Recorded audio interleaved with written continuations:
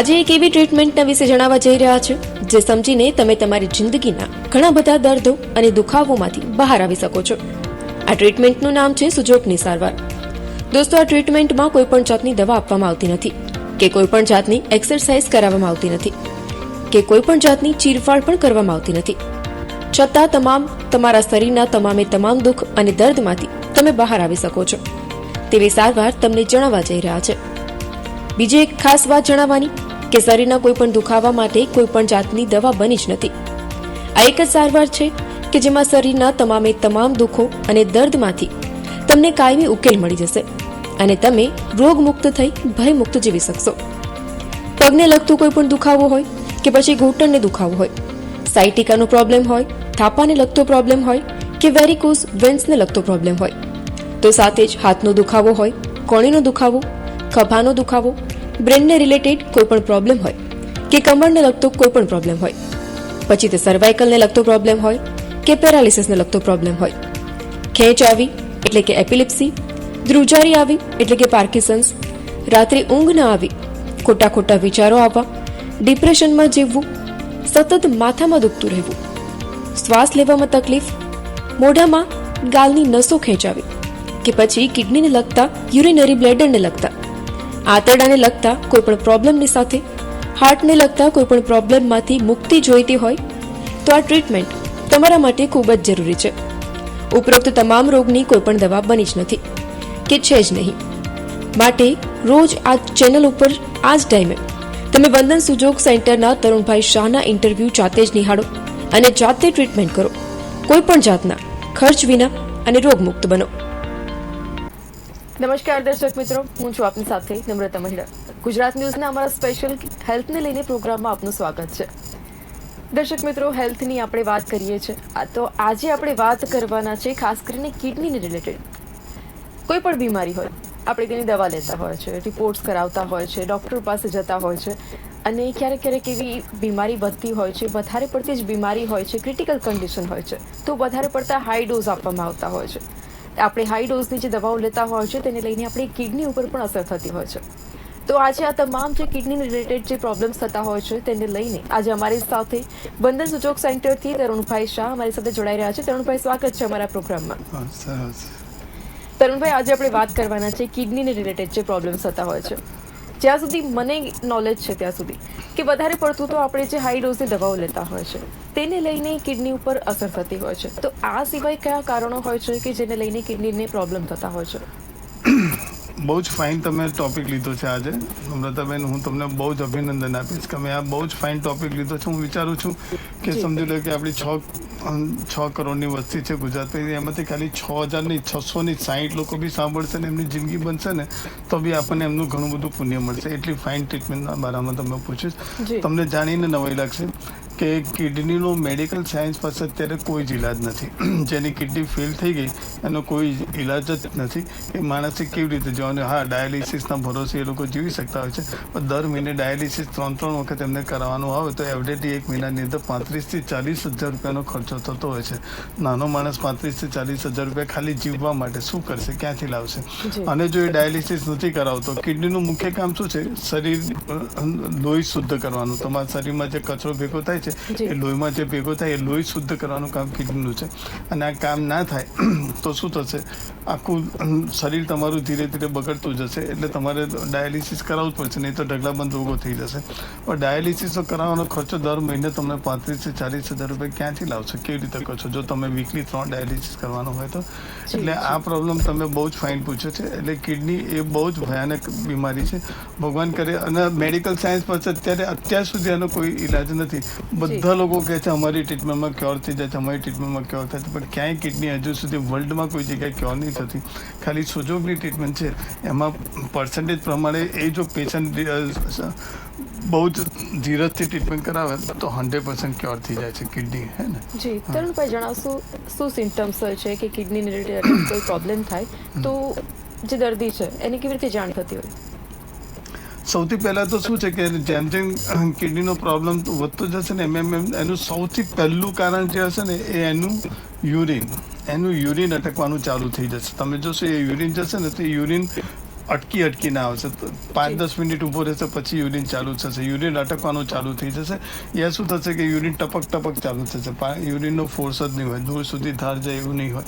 અથવા તો પછી શું વધારે પડતું એને જો અલગ રીતની કિડની બગડતી હોય છે તો વારે ઘડી એને પેશાબ જવું પડશે, કંટ્રોલ જ નહીં રહે. જ્યારે એનું બ્લેડર બી બગડશે તો એને યુરિન વારે ઘડી જવું પડશે, નહીં જાય તો નીકળી જશે એનું યુરિન. આ બી કિડનીએ એ યુરિન પરનું છોડી દીધો છે કબજો, એટલે યુરિન પછી બાંધમાં નહીં રહે, ફટાક તો યુરિન એને જવું જ પડશે. અને જશે ત્યારે એને સેટિસ્ફેક્શન નહીં થાય કે પૂરેપૂરું યુરિન નીકળી ગયું, થોડી વાર થશે ને ફરીથી જવું પડશે. આ બી એક કિડનીનો જ પ્રોબ્લેમ છે. એટલે મોટાભાગે તો યુરિન જ્યારે અટકે અને તમને ખબર નહીં હોય, જે આ પેશન્ટો હોય છે જે ડાયાલિસિસ કરાવે છે એ લોકોને 1 કલાક ઊભા રહે છે બાથરૂમમાં, છતાં બી એમને યુરિન થતું નથી. અને ભગવાનને પ્રાર્થના કરતા હોય છે કે યુરિન થાય, પણ એમને યુરિન થતું નથી.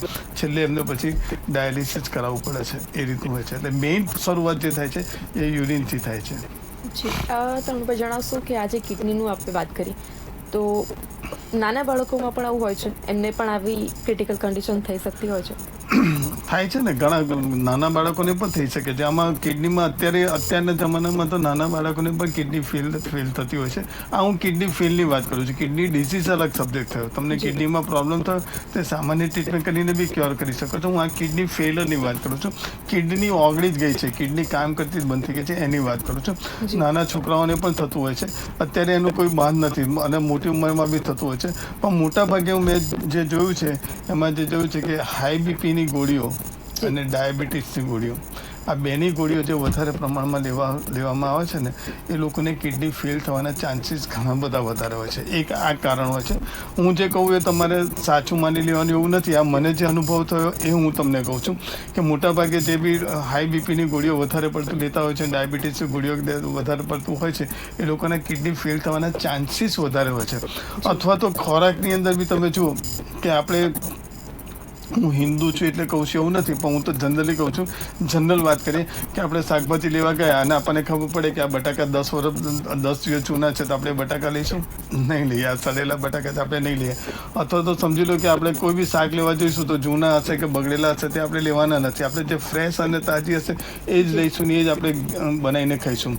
પણ નોનવેજ ખાનારાઓ છે, બરોબર સમજી લેજો, એ જે નોનવેજ લેવા જાય છે તો જે બી પશુનું નોનવેજ લેતા હોય છે, શું એમને ખબર હોય છે કે આ પશુને કોઈ રોગ હતો કે નહોતો? પોઈન્ટ સમજો. હું તમને આજે મારી વાત સાંભળજો, યોગ્ય લાગે તો માનજો, નહીં તો ના માનતા, બરાબર છે? એટલે હું જે મારા અનુભવ પ્રમાણે મને જે થયું છે એ તમને કહું છું. કારણ કે મેં પર્સન્ટેજ પ્રમાણે જોઉં છું તો કોની કિડની વધારે ફેલ થાય છે એ બી આપણે જોયું ને, તો એની અંદર આ બધા પ્રોબ્લેમ આવતા હોય છે કે જે નોનવેજ ખાનારા હોય છે એમને તો ખબર નથી કે જે પશુનું એ ખાઈ રહ્યા છે તો એનો કોઈ રોગ હતો કે નહોતો. હવે એને રોગ હોય તો એના માંસમાં કે એમાં બી આવવાનું જ છે ને. એ જ વસ્તુ તમે ખાઓ છો તો શું તમને એની ઇફેક્ટ નહીં થાય? હું કહું છું 100% ના થાય. તમે કહો કે અમે ગરમ કરીએ છીએ, આમ કરીએ છીએ, તેમ કરીએ છીએ, 100% ના થાય, 10% તો થતી હશે ને, 5% તો થતી હશે ને. તો મેં જે માર્ક કર્યું છે ને એ કિડની ફેલરના પ્રોબ્લેમ જનરલી નોનવેજ ખાનારાઓમાં પણ આનું પર્સન્ટેજ 1% વધારે હોય છે વેજીટેરિયન કરતાં. હું કહું એ કદાચ તમને સાચું નહીં લાગે, તમે પોતે અનુભવ કરજો. એટલે કિડનીમાં આ એક હોય છે, એક આ દવાઓ હોય છે. અને ઘણી વખત શું હોય છે કે માણસનું મેન્ટલ લેવલ, આ બી એક બહુ ઇમ્પોર્ટન્સ હોય છે. માણસના મેન્ટલ લેવલની અંદર બી જ્યારે બહુ ડરના વિચારો આ બધું હોતું હોય છે તો બી એની યુરિન પર અસર થતી હોય છે. અને યુરિનરી બ્લેડરને લગતું જ્યારે યુરિન બહાર નીકળવાનું બંધ થાય એની પણ અસર લાંબે ગાળે કિડની પર થઈ જાય છે. પથરી થઈ યુરિનરી બ્લેડરની અંદર, યુરિન તમારું નથી જતું લાંબે ટાઈમ, એ જ પથરી તમે એવી ને એવી રહેશે તો એની પણ કિડની પર અસર થતી હોય છે. એટલે કઈ રીતે થાય છે એ ચેક કર્યા પછી ખબર પડે, એ રીતનું હોય છે. જી બિલકુલ. તરુણભાઈ, જેમ કે વાત કરી કે પથરી, તો ઘણી વખત મેં એવું સાંભળ્યું છે કે પથરી કિડનીમાં પણ હોતી હોય છે ને એનું ક્યારેક એનું સોલ્યુશન નથી હોતું, તો શું સુજોગમાં એની છે સોલ્યુશન? મેં તમને પહેલા બી કીધું હતું, સુજોગ એટલે હાથનો પંજો. ભગવાને બધા ફ્યુઝ હાથના પંજામાં જ અપાય છે. ના કેમ હોય સુજોગમાં? તમારી ટ્રીટમેન્ટ કરવાની તેવડ જોઈ લો, તમે જ્ઞાન પ્રાપ્ત કરી લો. કિડનીનું પથરી બી તમારે 100% ક્યોર થઈ જશે અમારા હાથના પંજા. પણ ઘણી વખત શું છે કે બહુ જૂનો પ્રોબ્લેમ હોય તો એને સારું થતાં વાર બી લાગતી હોય છે, બરોબર સમજી લેજો. ઓપરેશન કરવું એ બી ઓપરેશન એક ઇલાજ છે કે ત્યાં એ લોકો કિડનીની પથરી કાઢતા હોય છે, પણ એ બી ફરી પાછી થઈ જ જતી હોય છે. એટલે મેઇન જે વસ્તુ છે કે તમે સુજોગ એટલા માટે કહું છે કે આમાં કોઈ ખર્ચો નથી, આમાં કોઈ સાઈડ ઇફેક્ટ નથી, તમે જાતે કરો તો બી ક્યોર થઈ જાય છે. સુજોગની અંદર બી કિડનીની પથરી 100% નીકળે છે, બ્લેડરની પથરી બી નીકળી જાય છે. એની ટ્રીટમેન્ટ આગળ આપણે બતાવીશું, તમે જેમ કહેતા જશો એ રીતે. હે ને? જી બિલકુલ. અત્યારે તો હું આપની પાસે એ જ જાણવા માંગીશ કે કિડની રિલેટેડ પ્રોબ્લેમ્સનું કેવી રીતે ટ્રીટમેન્ટ કરો છો? હવે સૌથી પહેલાં તો જો આપણે કિડનીમાં જોઈએ ને તો કિડની જ્યારે ફેલર થઈ જાય, આપણે સૌથી પહેલાં છેલ્લા લેવલની વાત કરીએ. એટલે શું છેલ્લો લેવલ થઈ જાય એટલે નાના લેવલ તો બધા ઓટોમેટિક ક્યોર થઈ જશે. કિડની ફેલ થઈ ગઈ, કામ કરતી જ બંધ થઈ ગઈ, તો એની બે જગ્યાએ સૌથી વધારે ઇફેક્ટ થતી હોય છે. તો એક તો યુરિનમાં, બરાબર છે, યુરિન તમારું થતું જ બંધ થઈ જશે. ધીરે ધીરે યુરિનની ક્વોન્ટિટી ઓછી થશે અને એક સમય એવો આવશે કે યુરિન બંધ થઈ જશે. અને બીજી જે ઇફેક્ટ થતી હોય છે ડાયરેક્ટ હાર્ટમાં થતી હોય છે. બરોબર સમજી લો છો. જ્યારે યુરિન તમારું બંધ થતી હોય છે તો એની અસર ડાયરેક્ટ હાર્ટમાં બી, કારણ કે હાર્ટનું બી કામ શું છે, બધી જગ્યાએ લોહી પહોંચાડવાનું, આનું લોહી શુદ્ધ કરવાનું કામ છે. આનું લોહી શુદ્ધ જ નહીં થાય કિડનીથી અને એ જ લોહી તમારું હાર્ટમાં જશે તો હાર્ટને બી ઇફેક્ટ થવાની છે, કારણ કે હાર્ટ બી પછી કચરાવાળું લોહી કેવી રીતે કરશે, એમાં હાર્ટમાં બી બધું ડેમેજ થઈ જશે, એમાં ત્યાં બી બધું ગેગરિંગ ને બધું થઈ જશે. એટલે બે જગ્યાએ ઇફેક્ટ થતી હોય છે, એક હાર્ટમાં ઇફેક્ટ થતી હોય છે અને એક યુરિનરી બ્લેડરમાં ઇફેક્ટ થતી હોય છે. જેટલા બી કિડનીના પેશન્ટો છે એ બધા પેશન્ટનું તમે જોશો તો મોટાભાગે એમનું બીપી છે ને 160થી ઉપર થઈ જતું હોય છે. 160 200 તો નોર્મલ એમનું રહેતું હોય છે. એટલે એ બે જગ્યાએ ટ્રીટમેન્ટ કરવાની હોય છે. એટલે આ બે જગ્યાએ સૌથી વધારે ઇફેક્ટ થતી હોય છે. અને એટલે જ તમને કહું છું કે હાઈ બીપી અને તમારો આજે મેં તમને કીધું કે સુગરની બીમારી, એ બે બીમારી તમારે બહુ જ સાચવી જોઈએ. અને આને લગતી દવાઓ જેટલી ઓછી ખાશો ને એટલે કિડની ફેલ થવાના ચાન્સીસ ઓછા રહેશે. એ રીતનું છે. જી બિલકુલ. તરુણભાઈ જણાવશો કે આપણી પાસે કોઈ પેશન્ટ આવ્યું હોય, વધારે પડતું ક્રિટિકલ કન્ડિશન હોય, તો અત્યારે સિચ્યુએશન કેવી છે? એ બધા પેશન્ટો તો ક્યોર થઈ ગયા. અત્યારે તો મારી પાસે પહેલાં એક પેશન્ટ આવતો હતો, એને શ્વાસને લગતી બી ઘણી બધી તકલીફ થઈ જતી હોય છે. કિડનીવાળા પેશન્ટોને શ્વાસને લગતી બી ઘણી તકલીફ થઈ જતી હોય છે. એક વખત હું એક ફંક્શનની અંદર હતો, એક અમારા બહુ મોટા માણસ છે, તે ફંક્શનમાં તો રાત્રે 11 વાગે તો મેં થાળી જમવા માટે લીધી. ત્યાં અમારે એક પેશન્ટ વાડીમાંથી આવતા હતા, એના પપ્પાનો ફોન આવ્યો કે તરુણભાઈ મારો છોકરોને પ્રોબ્લેમ છે, અત્યારે શ્વાસ નથી લઈ શકતો, તમે તાત્કાલિક એને ટ્રીટમેન્ટ આપી બચાવો, નહીં તો મારો છોકરો નહીં બચી શકે. હવે ડાયાલિસિસ કરવા તો બીજે દિવસ જવાનું હતો. રાત્રે 11 વાગ્યાનો ફોન આવ્યો તો મેં બાળકોને અને પત્નીને કીધું હવે તમારી થાળી મૂકો અને આપણે જે થોડીક જૂની વાત છે, 10 વર્ષ જૂની વાત છે, એટલે પછી બધાની થાળી લીધેલી મુકાવડાવી. ત્યાંથી પછી અમે રેલવે સ્ટેશન આવ્યા અને રેલવે સ્ટેશનથી શાક લીધું હોટલમાંથી અને રોટલી લીધી, તેથી ઘરે ખાયા. છોકરાઓને તમે શાક રોટલી ખાવા માટે આપી અને પેલા પેશન્ટ આવેલા જ હતા. રાત્રે 12 વાગે એમની ટ્રીટમેન્ટ ચાલુ કરી. 12:30 1 વાગે જ્યારે શ્વાસ લેતાનું બધું કમ્પ્લીટ થયા ત્યાર પછી અમને સુવાનું મળ્યું. ત્યાં પછી એ 2:30 વાગી ગયા હશે એની ટ્રીટમેન્ટ કરતાં બધું કેવા થતાં. પછી એ તો શું, કારણ કે અમારે ટ્રીટમેન્ટ કર્યા પછી નીડસ કર્યા પછી એને 2 કલાક રોકાવાનું હોય છે, એટલે એ તો સવારે 6 વાગે જવાના હતા. અમને તો રાત્રે 2:30 વાગે મને તો સુવાનું મળ્યું. માં તો પાછું સવારે 7:30 8 હોસ્પિટલાઇઝ જવાનું હોય. એટલે ઘણી વખત શ્વાસમાં બી બહુ તકલીફ થતી હોય છે, હાર્ટને લગતા બી પ્રોબ્લેમ હોય છે, યુરિન બી બંધ થઈ જતું હોય છે. એટલે કિડનીના પેશન્ટો બહુ જ તકલીફવાળા હોય છે. હવે એની ટ્રીટમેન્ટ કેવી રીતે કરવાની એ બી તમને આગળ હું બતાવીશું. એ જ પૂછવાની હતી હમણાં તરુણભાઈ, કે જે ટ્રીટમેન્ટ તમે કરો છો તો ક્યારેક એવી મેથીની પટ્ટી લગાડવાનું પણ વાત કરો છો, તો આજે કિડનીની જે આપણે ટ્રીટમેન્ટ કરવામાં આવે છે એમાં પણ એવી રીતે કોઈ પટ્ટી કેવું લગાડવાનું હોય છે? હા, પહેલાં તો છે ને એની ટ્રીટમેન્ટ જાણવી બહુ જરૂરી છે. એની ટ્રીટમેન્ટ કેવી રીતે કરશો એ જોવું પડશે. અમે પહેલાં બી તમને બતાવ્યું હતું કે આપણા હાથોના પંજો છે, બરોબર સમજો છો. હાથના પંજાની અંદર આ પહેલી બીજી આંગળી બહુ જ ધ્યાનથી જોજો, બહુ જ ઇમ્પોર્ટન્ટ ટ્રીટમેન્ટ છે. આ પહેલી બીજી આંગળીની આ જે વચ્ચેની લાઈન છે ને, ઓરિજિનલ કિડની ક્યાં આવી એ તમને સમજાવું છું. આ પહેલી બીજી આંગળીની આ જે વચ્ચેની લાઈનમાં તમે ધીરે ધીરે જશો ને, દાખલા તરીકે આ મસાજર લઈને તમે જશો તો ધીરે ધીરે કરીને જશો તો પહેલી બીજી આંગળીની આ હું તમને અત્યારે ડાબી બાજુની કિડની બતાવું છું, બરાબર છે. કિડની હંમેશા બે હોય, ડાબી બાજુ બી હોય ને જમણી બાજુ બી હોય. એટલે જનરલી બધાને ખબર જ હોય, એટલે મેં આનો ઉલ્લેખ નતો કર્યો. તો આપણે અત્યારે ડાબી બાજુની કિડનીની વાત કરી. ડાબી બાજુની કિડનીમાં તમે ધીરે ધીરે ધીરે ધીરે કરીને આગળ જશો તો બરોબર આ વચ્ચેની સાઈડે જ્યાં તમને બહુ જ પેઇન હશે તો અહીંયા આગળ તમારે જોવું પડશે, મૂકી રાખવું પડશે મસાજર. લાંબી ટ્રીટમેન્ટ ચાલશે. કિડની ફેલર હશે તો ઘણી વખત 6 મહિના બી ટ્રીટમેન્ટ ચાલતી હોય છે, 5 મહિના બી ચાલતી હોય છે, 4 મહિના બી ચાલતી હોય છે, ઘણી વખત વર્ષ બી ચાલતી હોય છે, ઘણી વખત 2 મહિનામાં એ સારો થઈ જતો રહેશે. એનું શરીર કેવું રિટર્ન આપે છે એની ઉપર હોય છે.